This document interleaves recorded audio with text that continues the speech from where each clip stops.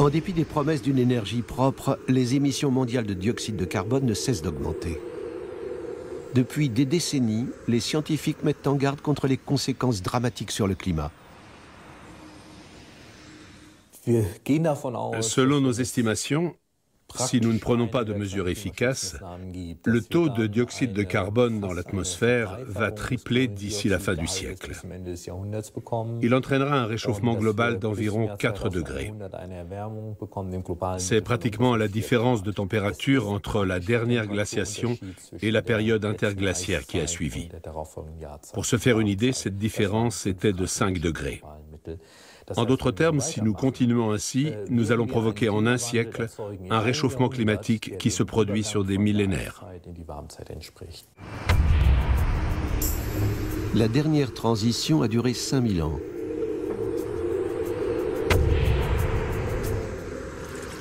C'est au pôle Nord que les températures grimpent le plus vite. Les calottes glaciaires fondent.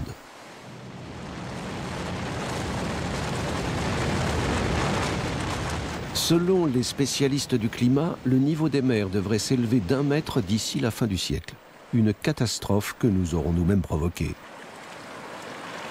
Des archipels entiers vont disparaître et des écosystèmes seront détruits. Si l'atmosphère continue de se réchauffer, la situation pourrait devenir problématique, voire dangereuse. Car il n'y a pas que la température qui change, le niveau des précipitations évolue aussi. En Méditerranée, par exemple, nous pensons qu'il y aura une baisse des précipitations hivernales. Cela signifie que le bassin méditerranéen va devenir plus sec et que les risques d'incendie augmenteront considérablement. Le réchauffement climatique global entraîne de nombreuses conséquences qu'il est difficile de maîtriser.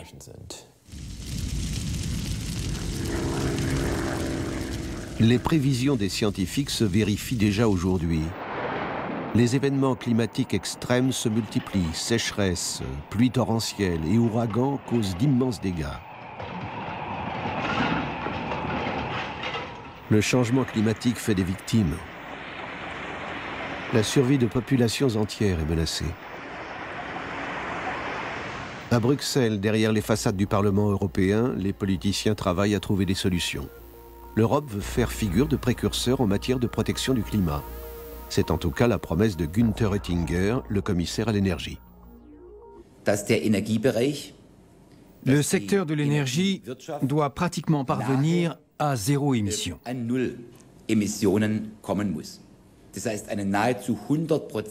Notre objectif est donc de réduire de près de 100% les émissions de dioxyde de carbone dans le secteur de l'énergie. L'Union européenne mise sur les énergies renouvelables. Le solaire et l'éolien font figure de panacée. Pourtant, la puissance installée plafonne à 1% de la production d'énergie en Europe. Le vent et le soleil ne sont pas assez fiables. À l'heure actuelle, on ne sait pas stocker à grande échelle l'électricité produite et on manque de réseaux adéquats pour la transporter. En réalité, la majeure partie des énergies renouvelables provient des matières organiques d'origine végétale. Maïs, colza ou bois, le cycle de la nature est censé résoudre le problème du CO2. Car les plantes absorbent autant de gaz à effet de serre qu'elles en libèrent lors de leur combustion. Pour développer ces technologies, l'Union européenne dépense sans compter l'argent des contribuables. On rencontre les grands gagnants de cette politique lors de la conférence internationale sur le biogaz. Une nouvelle filière industrielle est née et elle nous fait une promesse. Grâce à leur bilan carbone neutre, les bioénergies vont sauver le climat. Quand on dit que ces énergies sont neutres en carbone, c'est bien évidemment une formule. Mais nous nous approchons de très près de cet objectif. Grâce à la photosynthèse, on peut mettre en place une filière énergétique au bilan carbone pratiquement neutre. Même l'industrie du biogaz ne croit donc pas totalement à ses propres promesses. Pourtant, les responsables continuent de miser sur cette bioénergie.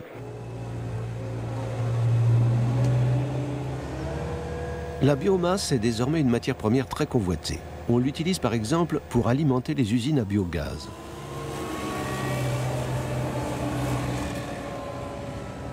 La matière organique est digérée comme dans l'estomac d'une vache. Le méthane issu de cette fermentation est ensuite brûlé pour produire de l'électricité.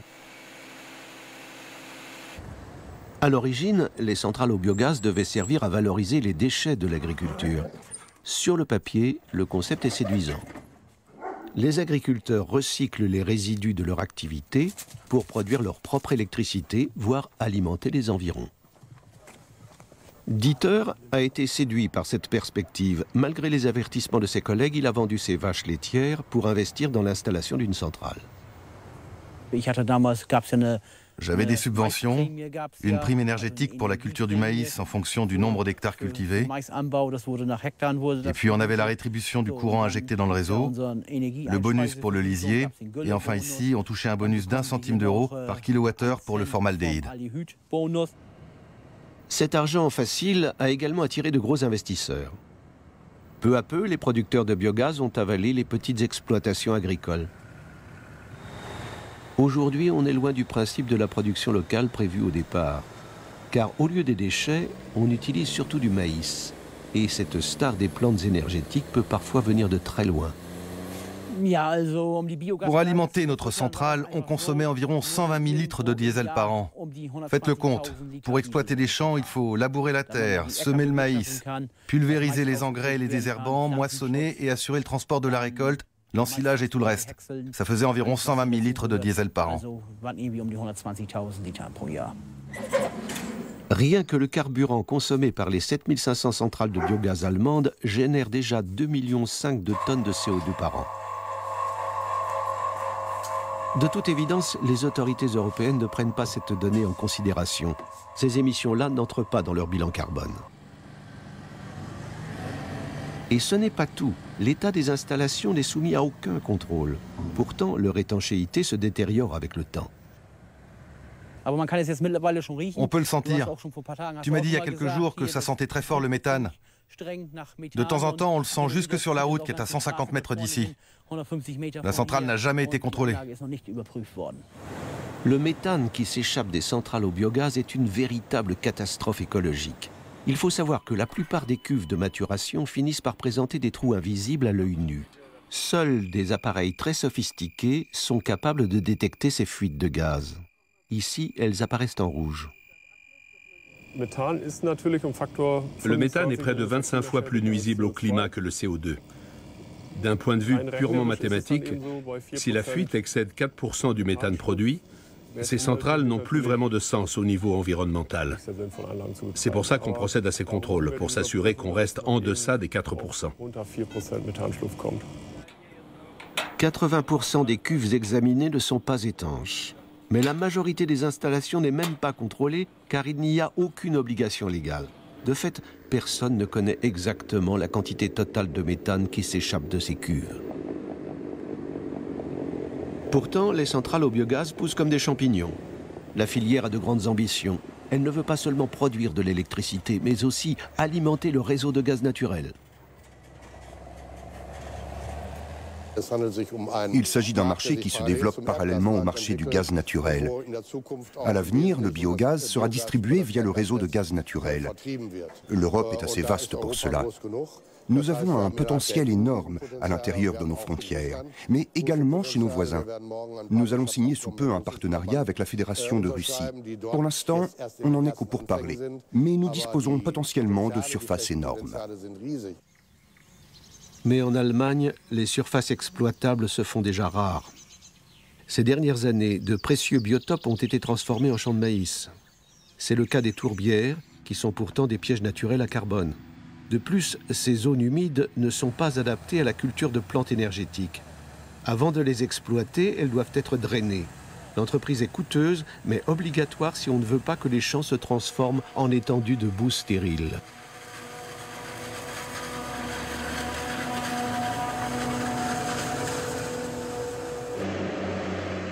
Dans le nord de la Basse-Saxe, des agriculteurs ont filmé le résultat d'un mauvais drainage. Les sols sont détruits et le CO2 emprisonné dans la tourbe est libéré. Jürgen Augustin est chercheur en agronomie. Il a enquêté sur les conséquences climatiques de la transformation de ces tourbières en surfaces agricoles. Dans les tourbières, le drainage entraîne la libération de 5 à 20 tonnes de carbone par hectare et par an. Il est impossible de compenser ces effets par la seule exploitation de cultures énergétiques. Par conséquent, c'est d'une absurdité totale. On ne va pas cultiver des plantes énergétiques à l'emplacement d'anciennes tourbières pour compenser l'effet sur le climat du drainage des tourbières. C'est aberrant. Rien qu'en Allemagne, ce sont chaque année 40 millions de tonnes de gaz à effet de serre qui sont libérées par l'exploitation de ces tourbières. Les scientifiques étudient également les effets de la conversion de surfaces agricoles classiques en cultures énergétiques.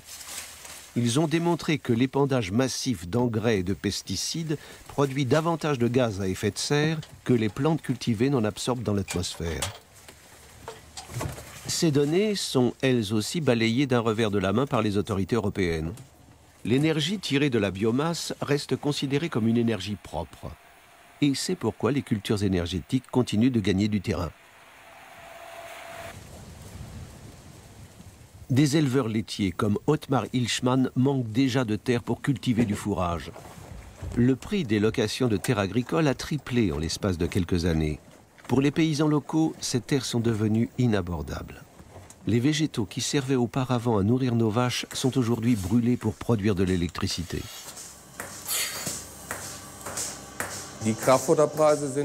Les prix du fourrage ont considérablement augmenté au cours des 2 dernières années. C'est simplement parce que les cultures de maïs prennent de plus en plus de place. Du coup, il y a moins de surface fourragère. Et comme toujours, quand les quantités baissent, les prix montent. Le Brésil est le premier producteur de fourrage concentré. En Amazonie, il reste encore d'immenses espaces vierges qu'il est tentant de défricher pour accroître la superficie agricole. La politique européenne de valorisation de la biomasse entraîne une réaction en chaîne dans le monde entier. Des milliards de tonnes de CO2 sont emprisonnées dans la forêt vierge. La déforestation libère ce CO2 dans l'atmosphère.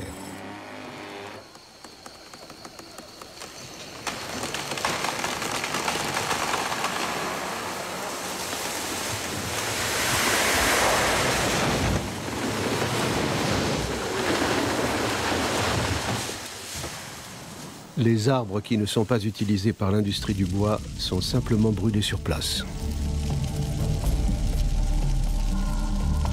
Le poumon de la planète étouffe sous la suie.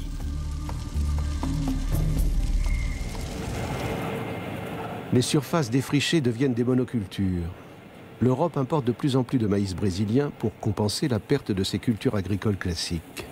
Les besoins sont si importants que l'Union européenne a eu recours à une procédure accélérée pour autoriser l'importation d'une variété controversée de maïs transgénique développée par la société Syngenta.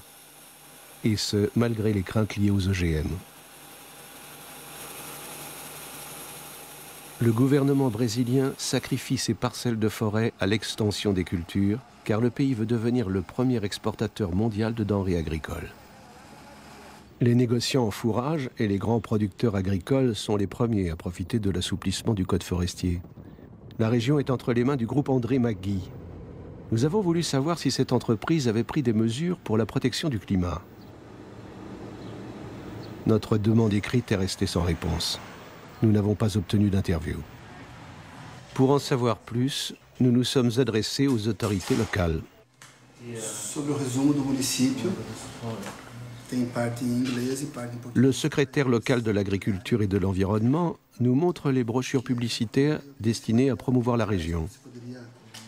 L'agriculture y est présentée comme durable et il semble qu'il reste encore beaucoup de terres à transformer en champs de maïs. Nous voulons tout de même savoir si les autorités contrôlent l'expansion rapide des plantations. Nous établissons actuellement une cartographie des surfaces cultivées.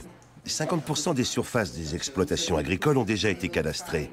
Nous allons essayer d'aller jusqu'à 70, mais nous savons que nous ne pourrons pas atteindre 100%. Son collègue explique: aujourd'hui, les banques exigent des titres de propriété et un plan cadastré pour accorder des prêts. Ce n'est que quand les exploitants ont besoin de fonds qu'ils régularisent leur situation. Au cours de l'entretien, il nous apparaît de plus en plus clairement que les autorités travaillent main dans la main avec le groupe André McGee.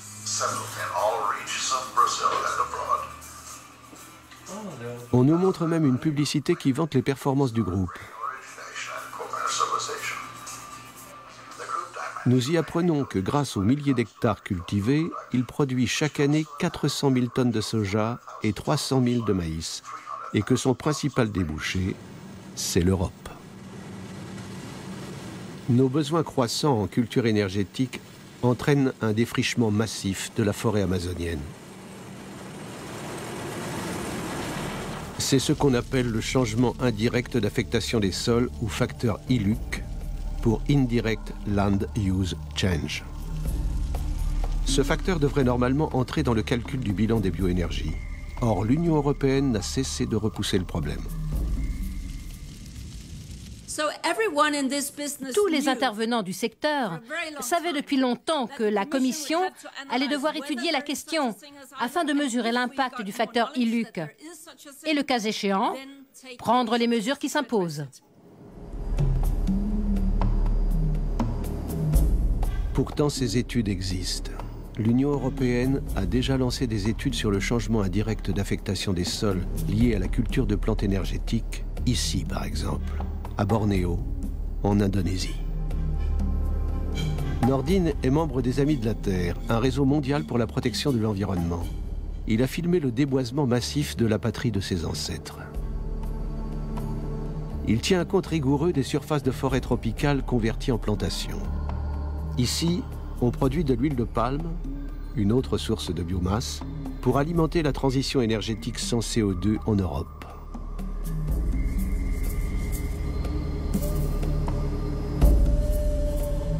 L'huile de palme est la matière première des agrocarburants.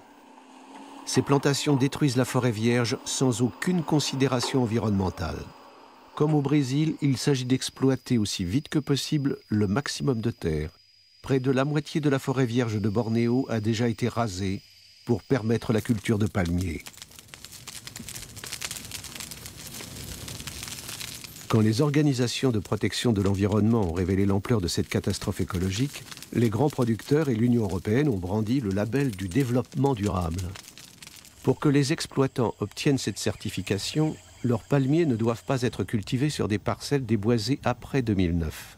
Un an plus tard, le suivi de Nordine montre que les promesses n'ont pas été tenues.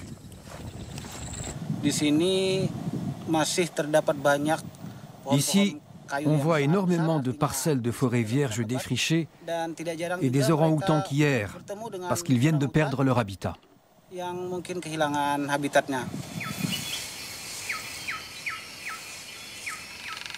Les orang-outans de Bornéo sont menacés de disparition et doivent être protégés. Les entreprises agroalimentaires comme Wilmar s'y sont engagées, mais le groupe continue malgré tout de s'étendre.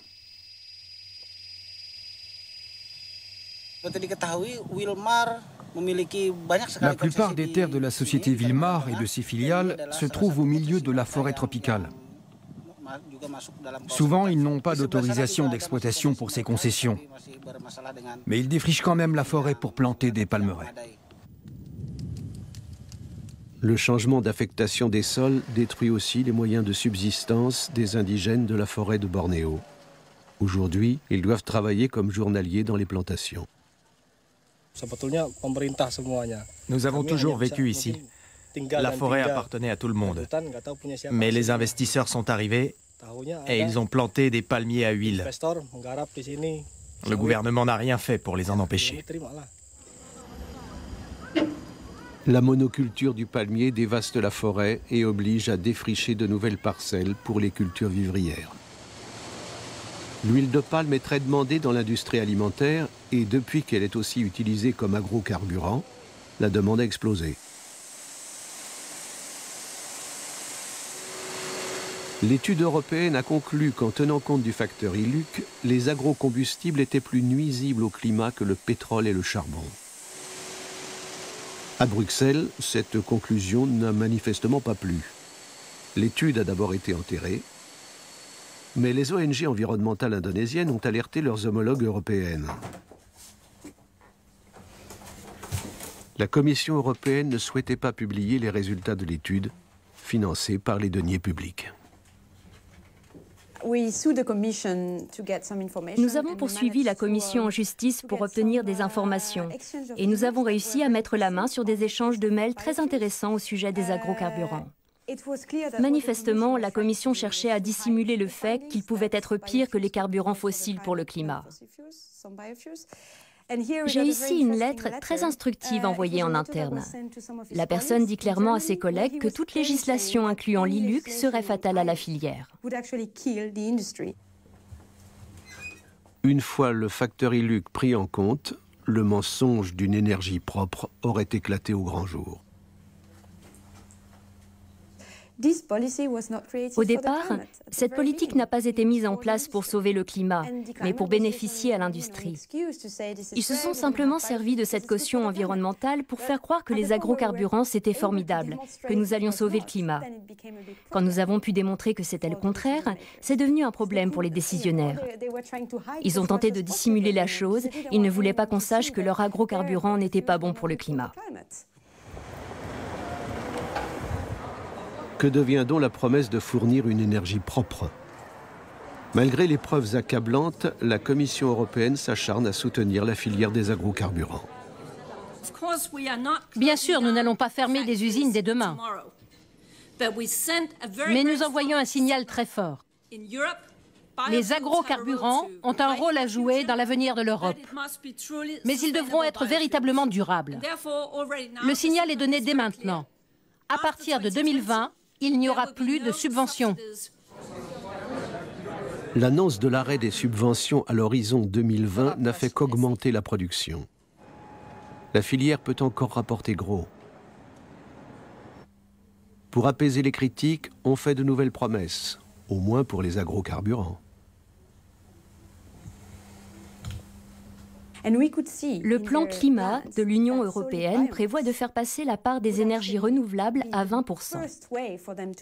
Et la production d'énergie à partir de biomasse est le moyen principal d'atteindre ces objectifs. Mais le problème de la biomasse est encore plus vaste que celui des agrocarburants. Pour le moment, la directive ne contient aucun critère de gestion durable. Comment est-ce possible? Agrocarburants ou biomasse, c'est avec l'énergie des cultures que l'Europe compte sauver le climat. Interrogés, les responsables restent flous. On ne fait pas de distinction actuellement. Nous allons proposer des critères pour la biomasse à la suite des critères établis dans un ensemble de lois européennes en 2010. Non, pardon, 2009. Dans cette directive, nous disions que nous devrions étudier plus tard le problème de la durabilité de la biomasse. L'Union européenne préfère manifestement gérer le problème plutôt que le résoudre. On estime même que trop de mesures écologiques peuvent être préjudiciables. Nous tâchons d'encourager un usage durable des agrocarburants et de la biomasse. Mais en même temps, nous devons faire attention à ne pas critiquer aveuglément le défaut de durabilité, car nous risquons de tuer toute volonté d'investissement dans ces deux secteurs, la biomasse et les agrocarburants. La déforestation va donc continuer, et cette fois grâce à une nouvelle chimère. Le bois produirait une énergie complètement neutre en carbone. Désormais, lorsque les fournisseurs d'électricité remplacent le charbon par du bois, leur énergie est certifiée. Mais il s'agit ni plus ni moins d'une subvention indirecte. Et GDF Suez a entièrement converti une centrale au charbon en unité biomasse. Le groupe améliore ainsi son bilan carbone. Le bois utilisé vient du Canada.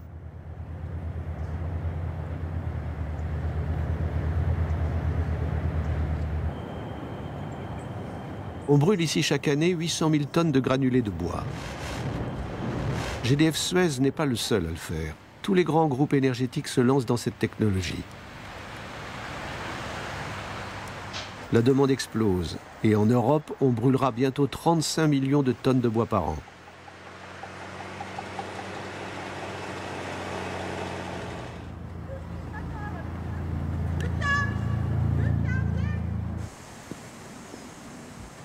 Beaucoup se sont laissés séduire par cette nouvelle promesse. C'est le cas de Peter Wohlleben, garde forestier et écologiste convaincu.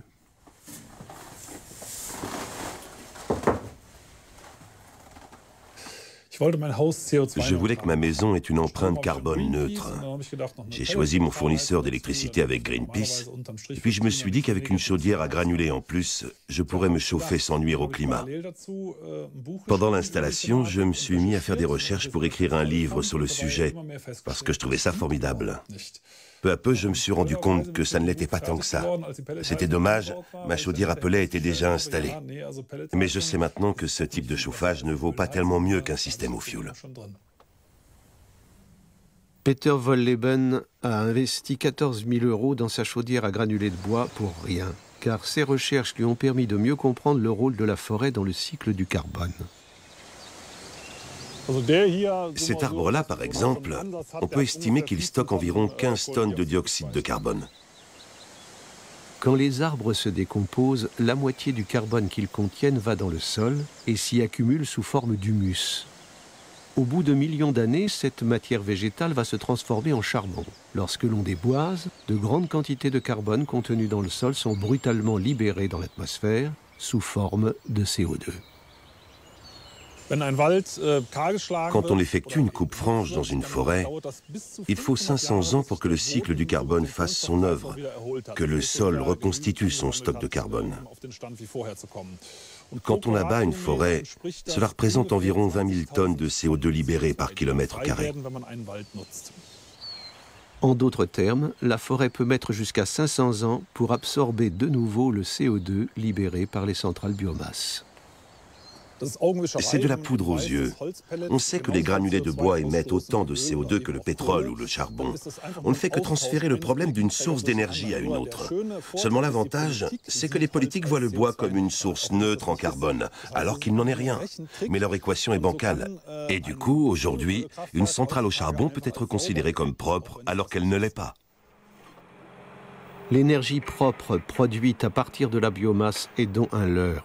Pourtant, l'Europe s'accroche à son idée. Grâce au remplacement du charbon par la biomasse, nous augmentons la part d'énergie renouvelable dans notre mix énergétique. La biomasse est actuellement la principale source d'énergie renouvelable en Europe. Le courant qui sort de nos prises électriques est propre. C'est la promesse de nombre de grands fournisseurs d'électricité comme RWE. Habt ihr schon mal über Strom nachgedacht? Ehrlich gesagt, ich nicht. Strom an, Strom aus. Dabei kann Energie viel mehr. Sie ist intelligent geworden. Sie wird vieles verändern. La réalité est moins rose. Du lignite très polluant à la place du soleil et du vent. RWE cherche à nous duper. Ce géant énergétique est le plus grand consommateur de lignite d'Europe. Ce charbon est le plus polluant de tous. C'est à partir du lignite que le groupe produit la majeure partie de son électricité et seul 1% vient des éoliennes ou de l'énergie solaire. L'attaché de presse du groupe a une excuse toute trouvée. Nous construisons des centrales à énergie renouvelable, comme le gouvernement le souhaite, mais nous ne pourrons pas nous passer à l'avenir des centrales à combustible fossile, car le vent ne souffle pas toujours et le soleil ne brille pas en permanence.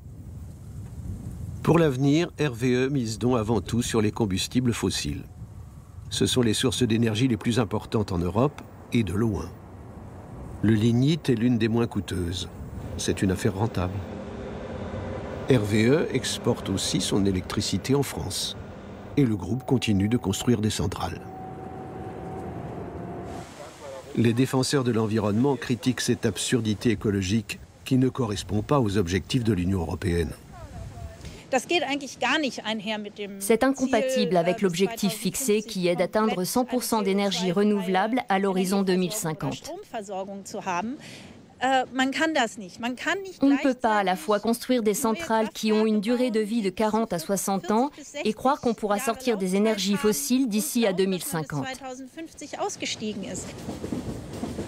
Et pourtant, il suffit d'avoir une bonne politique commerciale, car aucune loi n'interdit la construction de centrales.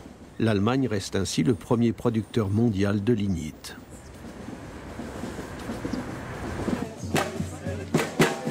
C'est pour cela que les écologistes bloquent régulièrement l'approvisionnement des centrales.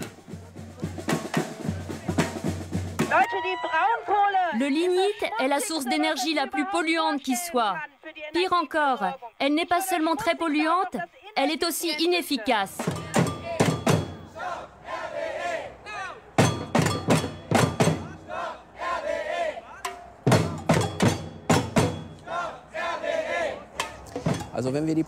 D'après leurs banderoles, ils sont contre l'électricité issue du lignite. Je trouve ça un peu difficile à comprendre, parce qu'ici, dans le bassin du lignite rhénan, nous avons les centrales électriques les plus modernes du monde. Nous menons ici même des recherches pour produire de l'électricité toujours moins polluante, y compris avec du lignite.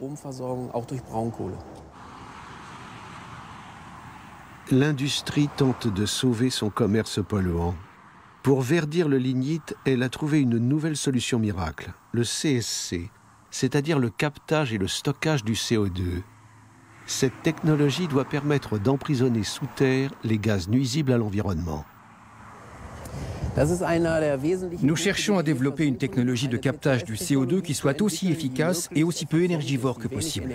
L'objectif est de la mettre en place en Allemagne, mais elle sera aussi utile ailleurs puisque dans le reste du monde, on produit beaucoup d'électricité à partir du charbon. La promesse est séduisante. Des millions de tonnes de CO2 pourraient ainsi disparaître de l'atmosphère. Mais concrètement, comment fonctionne ce dispositif ?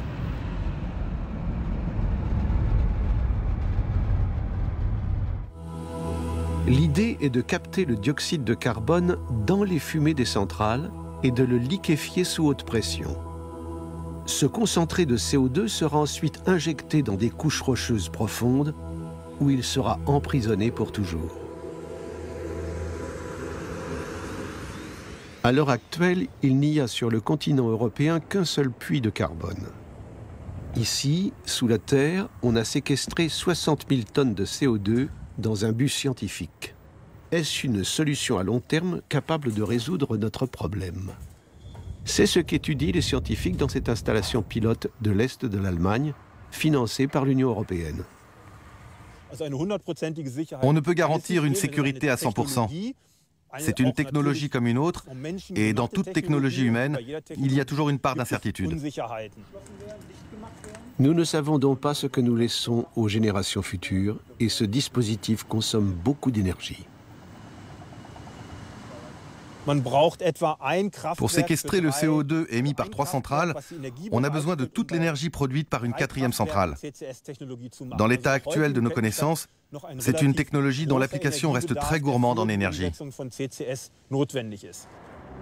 Pour que la séquestration géologique du CO2 devienne réalité, il faudrait donc construire des dizaines de nouvelles centrales qui produiraient à leur tour des centaines de millions de tonnes de fumée.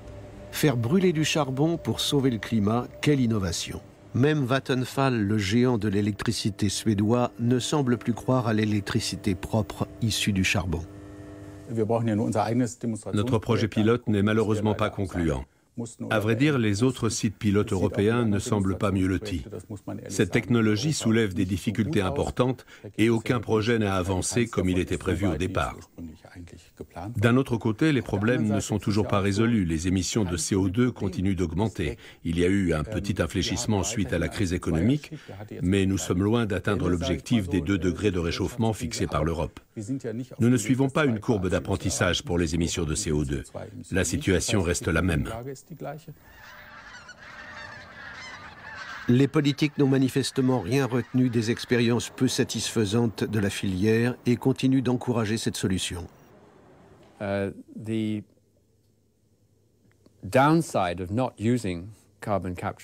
Si on n'utilise pas le captage et le stockage du carbone, il va être beaucoup plus coûteux pour nous de réduire les émissions de CO2 et d'atteindre les objectifs que les pays de l'Union européenne, et notamment l'Allemagne, se sont fixés. Et ce qui est très important pour l'Europe, c'est que l'Inde et la Chine continuent de brûler toujours plus de charbon. Mais une fois de plus, l'Union européenne a déjà trouvé la parade. Si la Chine achète notre technologie de captage et stockage de CO2, le pays du charbon pourra un jour présenter un bilan carbone neutre. En mai 2012, le commissaire Oettinger a signé un accord avec la Chine sur la sécurité énergétique. À la clé, un nouveau débouché pour la technologie européenne et une image verte pour la Chine.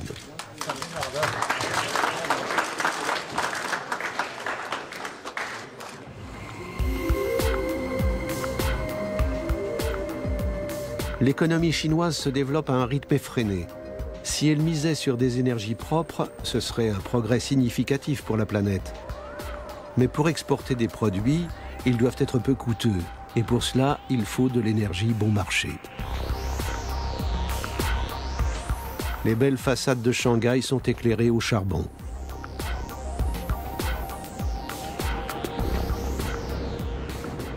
La Chine n'est pas seulement le premier exportateur mondial, elle figure aussi en première place pour les émissions de dioxyde de carbone.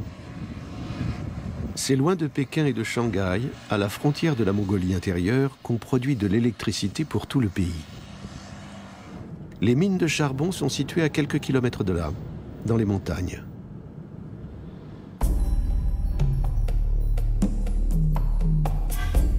La Chine est de loin le premier producteur mondial de charbon. Ce dernier est souvent extrait dans des conditions déplorables.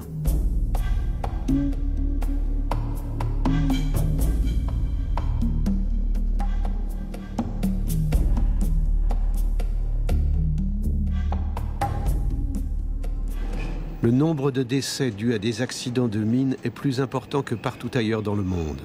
Officiellement, on parle de 2500 morts par an. Pour extraire le plus de charbon possible en un minimum de temps, les mineurs se relaient jour et nuit. Pneumoconiose, explosions de gaz et éboulements font partie du quotidien des mineurs chinois.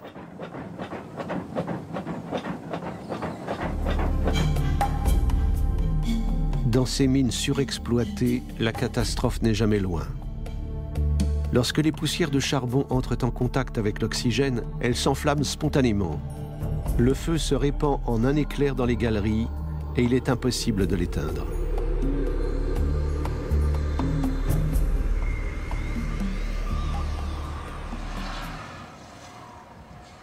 Les gisements locaux ne suffisent plus à satisfaire la demande. La Chine est contrainte d'importer en plus des millions de tonnes de charbon. Tout un pays étouffe sous la fumée. Et grâce à la caution de la technologie européenne de captage et de stockage du carbone, la Chine va produire encore plus d'électricité à partir du charbon. La différence, c'est qu'elle sera considérée comme écologique. Pourtant, il est prouvé que les cadres dirigeants chinois tentent déjà de cacher la quantité exacte de CO2 émise par le pays. En parler ouvertement, c'est de la haute trahison. Le gouvernement chinois publie une fois par an les statistiques officielles d'émissions du CO2. Les 22 provinces ont également leurs propres statistiques. Nous avons comparé les chiffres et il apparaît clairement que les émissions totales sont plus élevées que ne le disent les statistiques nationales.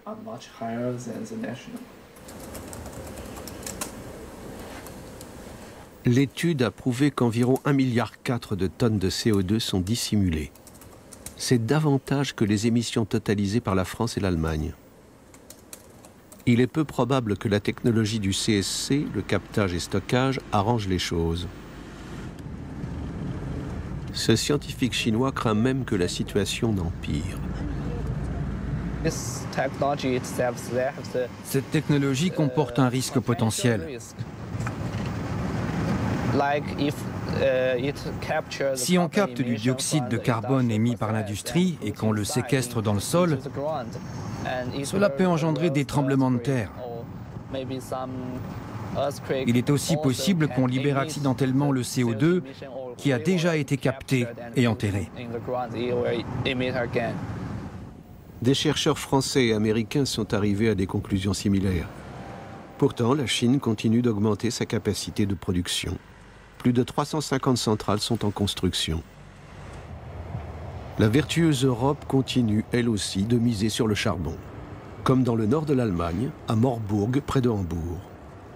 La construction de cette centrale a été autorisée à condition qu'elle comprime son CO2 pour le stocker dans le sol, dès que la technique le permettra et sera économiquement viable. En Europe, d'ici à 2020, il y aura 80 nouvelles unités. Il faudra se procurer de plus en plus de charbon. Ce ne sera pas sans conséquences, mais là encore, les politiques font semblant d'ignorer des faits connus depuis plus de 100 ans. Les mines de charbon renferment des gaz et ce sont eux qui entraînent des explosions mortelles dans les mines. À l'université d'Aix-la-Chapelle, les scientifiques étudient le danger de ces gaz. On voit ici une fissure importante. Elle serait complètement remplie de gaz dans quelques jours. Ça va très vite. Lors de l'extraction du charbon, on libère les gaz contenus dans le filon de roche, c'est-à-dire essentiellement du méthane. Et le méthane a un pouvoir de réchauffement climatique près de 25 fois supérieur au CO2. Cette quantité de méthane libérée par les exploitations minières est assez significative et elle alourdit considérablement l'empreinte écologique. En Allemagne, nous affichons depuis quelques décennies un bilan carbone plutôt satisfaisant. C'est normal puisque le nombre de mines de charbon en activité a diminué. Les émissions de méthane sont donc en recul sur notre territoire. Mais si on considère la situation au niveau mondial, on voit que les émissions de méthane provenant des mines de charbon augmentent. En Allemagne, les exploitations sont souterraines. Le méthane qui s'échappe est aspiré et converti en énergie. Mais à partir de 2018, les subventions seront supprimées. Cela aura pour conséquence la fermeture des mines.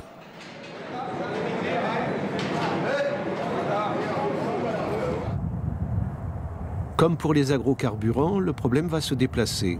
Dans quelques années, l'Allemagne devra importer la totalité de sa houille.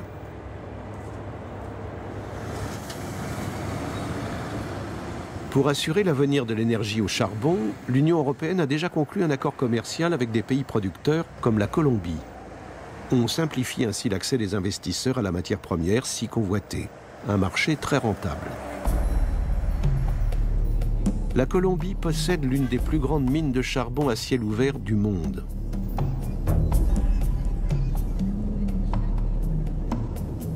La matière première qu'on extrait ici est particulièrement bon marché. Mais ce charbon est taché de sang. Au cours de ces 25 dernières années, 3000 personnes ont été assassinées pour s'être opposées aux multinationales qui gèrent ces gigantesques concessions. Ici, on n'aime pas la publicité. Nous avons donc dû filmer en caméra cachée. Les mineurs colombiens n'hésitent pas à braver les dangers pour exiger de meilleures conditions de travail et le respect de normes environnementales.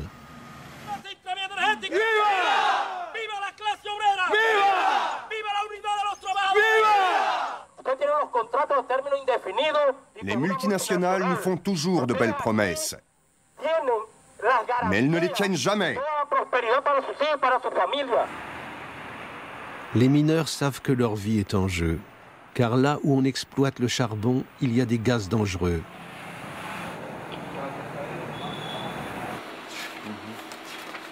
Malgré les menaces de mort, ils parlent ouvertement de la catastrophe écologique. Et les mines et les installations de broyage, où l'on produit plus d'1 million de tonnes de charbon par mois, dégagent beaucoup de méthane. L'entreprise essaie d'atténuer un peu ça en envoyant de l'eau sous pression dans les zones envahies par le gaz. Mais elle ne contrôle pas tout. Nous sommes quand même exposés en permanence à des gaz et des fumées de charbon en combustion. C'est un véritable scandale environnemental. Et les multinationales qui exploitent le charbon font tout pour empêcher qu'il ne s'ébruite. Ici, on charge un camion de 240 tonnes de charbon. Mais ce charbon brûle. Toute la zone est très polluée.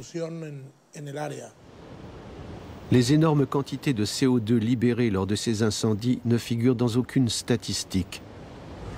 Les mineurs ne sont pas les seuls à souffrir de la situation. Les habitants de la région, qui vivent au milieu des mines de charbon, aussi. La compagnie Carbones del Cerrejón détruit les meilleures terres de la Guajira.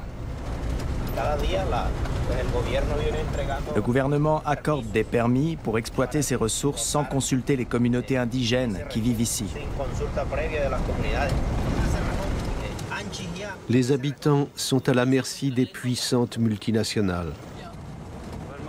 Elles contrôlent même en permanence la route qui conduit à leur village.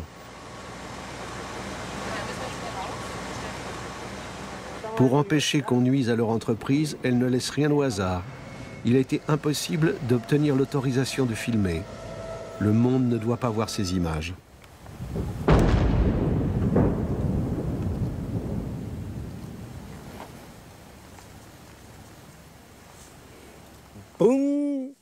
Le nuage de poussière s'élève là-bas et tout ça retombe lentement ici, sur notre village. Regardez sur le toit. Regardez la poussière qui s'amoncelle ici. Il n'y a pas de pollution. Mais si, le village de Tamaquito est pollué. Ça arrive jusqu'ici. L'extraction du charbon est polluante et nuisible à long terme pour le climat, mais pour la population locale, l'effet est immédiat. Les affections chroniques se multiplient et les enfants sont les premières victimes. Chaque année, 600 petits patients sont hospitalisés dans la clinique locale, la seule de la région. Pour les médecins, le charbon est indubitablement à l'origine des maladies traitées ici. Les pathologies les plus fréquentes sont les maladies respiratoires. Ici, nous avons d'immenses mines de charbon à ciel ouvert. Les patients que nous recevons souffrent d'affections respiratoires, de maladies de la peau et de maladies des yeux. Le médecin ne peut pas faire grand-chose. Pour guérir, il faudrait que les enfants aillent vivre ailleurs.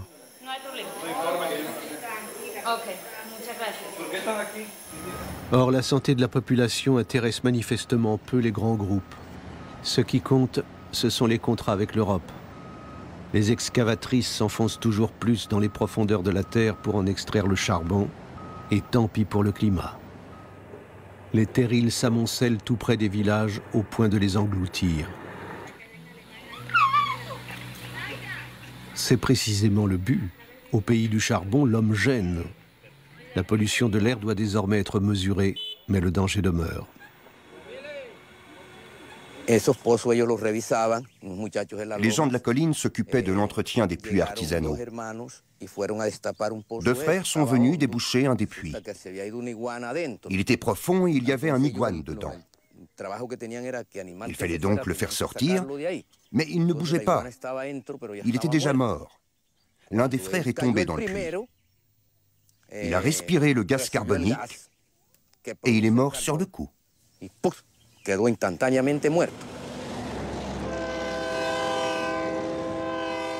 Ce charbon est destiné à l'Europe.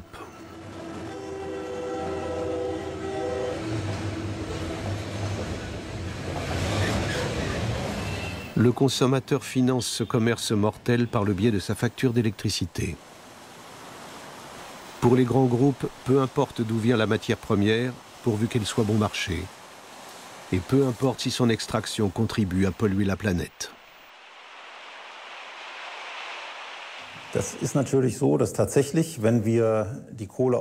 Quand nous importons du charbon venu de pays qui effectuent une mauvaise récupération du gaz contenu dans la roche, comme c'est aujourd'hui le cas, nous contribuons à aggraver l'empreinte carbone mondiale ou à augmenter l'émission de méthane. C'est en contradiction avec la politique climatique allemande. La biomasse, les agrocarburants, le charbon propre, ces énergies n'ont de vertes que le nom. En réalité, l'objectif de leur développement n'est pas climatique, mais économique. Nous avons besoin de toutes les sources d'énergie disponibles. Et comme dans les autres secteurs industriels, on ne rase pas gratis. Il faut faire des choix. Ils ne sont pas faciles à faire et risquent d'entraîner des hausses de coûts à un moment donné. Mais l'Union européenne est pleinement engagée dans la protection de son environnement. Voilà qui est dit. Le réel objectif de la politique et de l'industrie est donc de produire toujours plus d'énergie. Peu importe le prix, puisque c'est vous et moi qui la payons. Et plus les promesses sont vertes, plus la facture est lourde.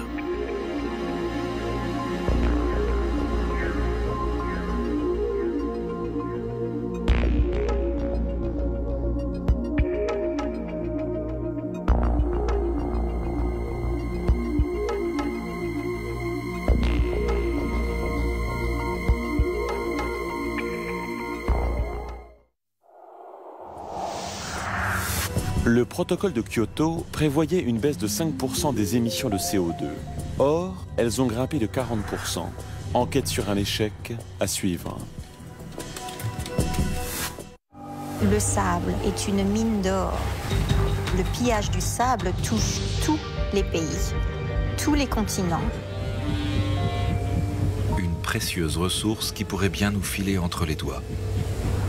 Le sable, enquête sur une disparition, ce soir à 20h50 sur Arte. Centrale nucléaire, démantèlement impossible, à voir, à revoir sur Arte+7. En Afrique, chaque minute, un enfant meurt du paludisme. 60 vaccins sont aujourd'hui à l'étude. Le plus abouti est financé par Bill Gates. Monsieur Gates insiste sur le fait qu'il n'influence pas les décisions politiques de l'OMS.